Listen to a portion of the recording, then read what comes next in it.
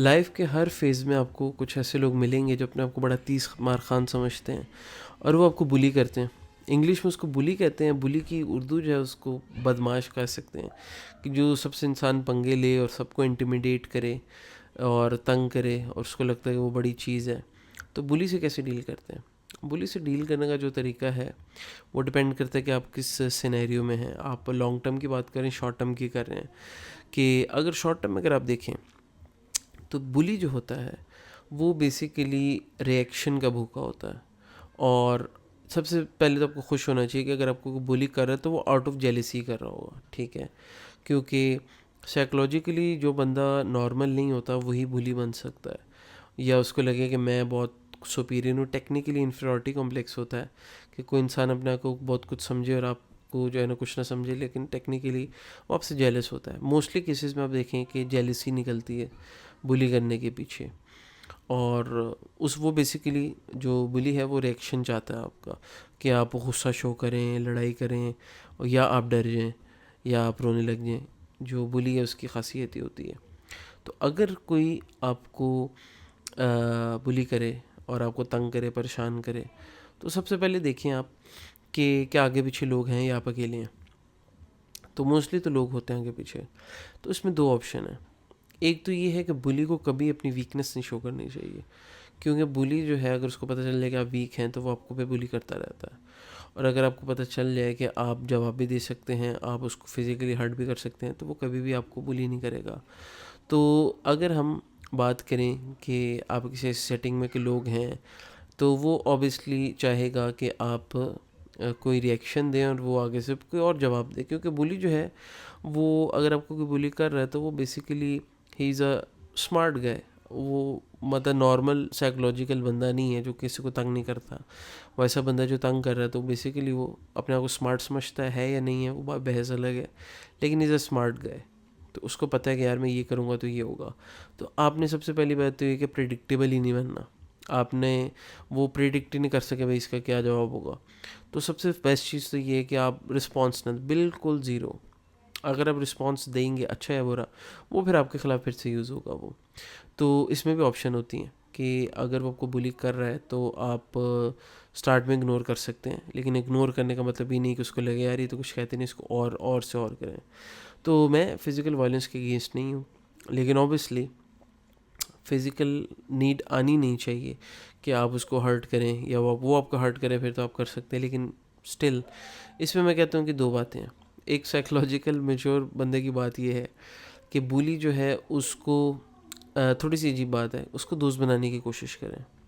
क्योंकि मैंने ये देखा है कि अक्सर सेटिंग्स में ना, मेरे साथ भी ऐसा हुआ है कि लोगों ने बुली करने की कोशिश की या उन्होंने अपनी तरफ से टॉन्ट मारे या इस तरह, तो बाद में जो है उनके साथ बहुत अच्छी आपकी बॉन्डिंग बन जाती है या वो बहुत अच्छा बंदा निकलता है। वो बेसिकली आउट ऑफ क्यूरियोसिटी या जेलिसी कर रहा होता है। तो जब उसको पता चले कि आपसे ख़तरा नहीं है उसको, तो वो एक नॉर्मल बंदे की तरह बिहेव करता है। लेकिन ऑब्वियसली वो लेवल ऐसा होता है बंदे का, क्योंकि शुरू में तो बच्चे तो स्कूलों में बहुत लड़ते हैं, कॉलेजेस में। तो जब मैच्योर लेवल पे आते हैं, प्रोफेशनल लाइफ में आते हैं, फिर आप बुली को मारते नहीं है ना, वो मारता है। तो वो टैक्टिक्स यूज़ करते हैं बेसिकली। तो पहले तो आप जानने की कोशिश करें एज अ मैच्योर बंदा कि ये चाहता है कि इसके दिल में चल क्या रहा है, what's he is curious about. तो मोस्टली ये जो है ना वो बुली ज़्यादा अंदर से वीक बंदा निकलता है, और वो जो है ना बता देता है कि भाई मुझे तुमसे ये मसला है, ये हुआ है। और अगर अगर आप छोटे लेवल पे हैं, स्कूल है, कॉलेज है, तो आप उसको रिपोर्ट भी कर सकते हैं। क्योंकि मुझे ये लगता है कि you have to be safe. आपकी पहली बात तो है कि अगर आपके फ्रेंड्स हैं तो you have to deal with, आपको अकेले डील नहीं करना चाहिए।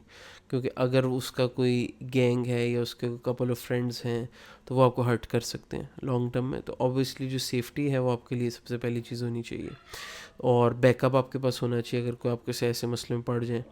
लेकिन बात वही है कि सिचुएशन टू सिचुएशन वेरी करता है कि बुली से कैसे डील करना है लॉन्ग टर्म में। ऑब्वियसली अगर आप देखें कि अगर आपको लगता है कि यार थोड़ा सा ज़रा ओवर हो रहा है और ये ज़्यादा ख़तरनाक बंदा लग रहा है, तो ऑब्वियसली फिर आपको सेल्फ डिफेंस की आपके पास ऑप्शन होती है कि आपको लगे कि यार ये थोड़ा सा आउट ऑफ हैंड आ रहा है या फिज़िकल होने की कोशिश कर रहा है, फिर आपको फ़िज़िकली प्रिपेयर होना पड़ता है कि अगर कोई फ़ाइट हो जाए या आपने उसको मारना है, लेकिन ऑब्वियसली उसमें भी मसले का हल तो ये नहीं है।